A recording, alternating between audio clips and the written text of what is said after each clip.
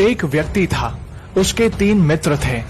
एक मित्र ऐसा था जो सदैव साथ देता था, एक पल एक क्षण भी बिछुड़ता नहीं था।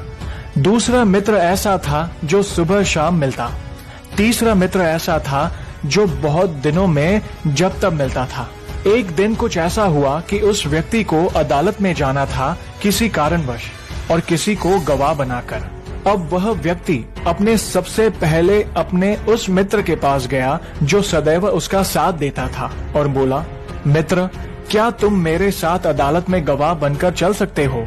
वह मित्र बोला, माफ करो दोस्त, मुझे तो आज फुर्सत ही नहीं।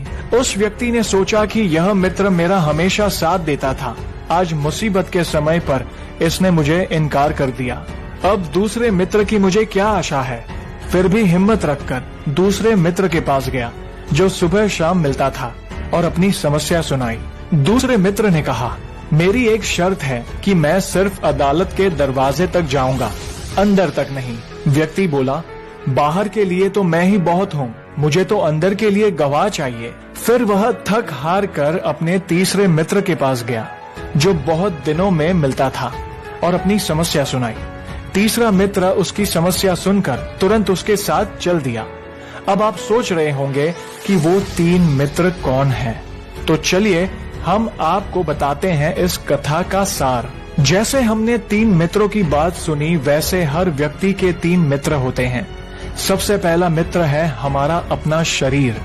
हम जहां भी जाएंगे, शरीर रूपी पहला मित्र हमारे साथ चलता है, एक पल एक क्षण भी हमसे दूर नहीं होता।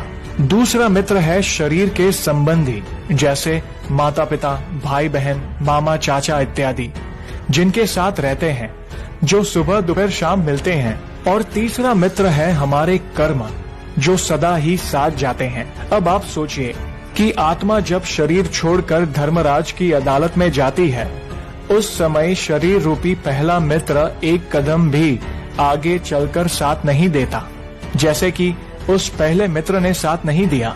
दूसरे मित्र संबंधी शमशान घाट तक यानी अदालत के दरवाजे तक राम नाम सत्य है कहते हुए जाते हैं तथा वहां से फिर वापस लौट जाते हैं। और तीसरा मित्र आपके कर्म है, कर्म जो सदा ही साथ जाते हैं, चाहे अच्छे हो या बुरे।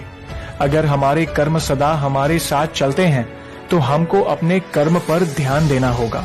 अगर हम अच्छे कर्म करेंगे तो किसी भी अदालत में जाने की जरूरत नहीं होगी, धर्मराज भी हमारे लिए स्वर्ग का दरवाजा खोल देंगे। धर्मशास्त्र और नीति शास्त्रों में कहा गया है कि कर्म के बगैर गति नहीं। सनातन धर्म भाग्यवादियों का धर्म नहीं है, कर्म से ही भाग्य का जन्म होता है। वेद, उपनिषद और गीता तीनों ही कर्म को कर्तव्य मानते हुए इसके महत्व को बताते हैं। यही पुरुषार्थ है।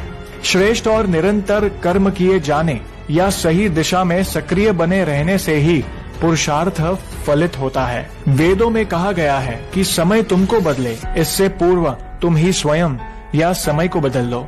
यही कर्म का मूल सिद्धांत है, अन्यथा फिर तुम्हें प्रकृति या दूसरों के अनुसार ही जीवन जीना होगा। डाउनलोड मौज।